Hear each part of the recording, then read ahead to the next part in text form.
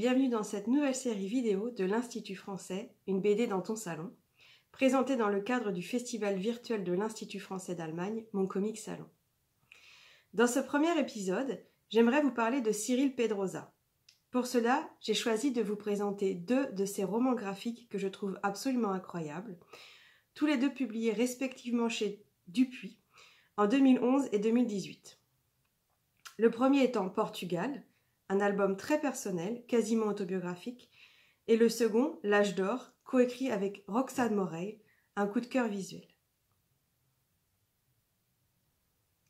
Portugal revient sur l'introspection d'un auteur de bande dessinée en mal d'inspiration. Simon a perdu au fil des mois l'envie de créer. Sa femme Claire lui reproche de ne pas s'investir. Aucun projet ne l'emballe, aucune perspective ne le motive. Il ne se sent chez lui nulle part. Un samedi, il reçoit le faire-part de mariage de sa cousine, qu'il n'a pas revue depuis 20 ans. Il ne compte pas y aller. Il n'a plus de contact avec sa famille depuis bien trop longtemps. Même Claire s'éloigne petit à petit.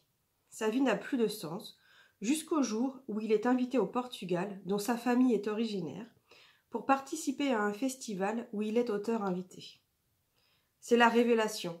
Alors qu'il ne parle pas un mot de portugais, il se sent enfin chez lui. Il va alors tenter de trouver la réponse à ces questions. Enquête familiale entre fiction et autobiographie, Pedrosa explore les souvenirs et la redécouverte du pays de l'enfance.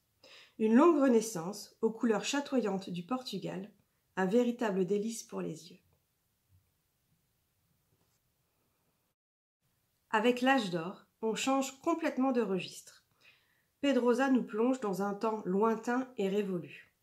Le royaume est aujourd'hui accablé par la disette et la misère. Le peuple gronde, la révolte est proche.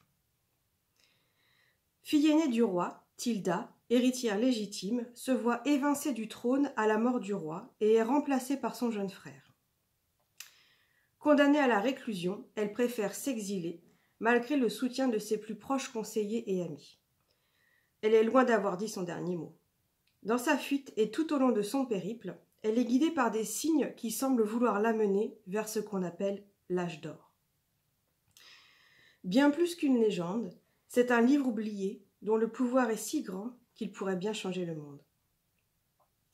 Avec un scénario construit comme un conte médiéval, Cyril Pedrosa et Roxane Morel plongent le lecteur au XVe siècle et renouent avec un imaginaire collectif fort. La composition visuelle est somptueuse. Couleurs, jeux de lumière, décomposition de l'action, un chef-d'œuvre. Cyril Pedrosa réalise pour ce premier tome un travail de dessinateur extraordinaire.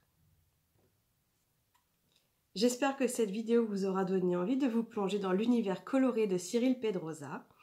Et si vous voulez en savoir plus sur l'Institut français et sur le Comic Salon, n'hésitez pas à nous suivre sur nos différentes plateformes. Bonne lecture et à bientôt pour une prochaine vidéo.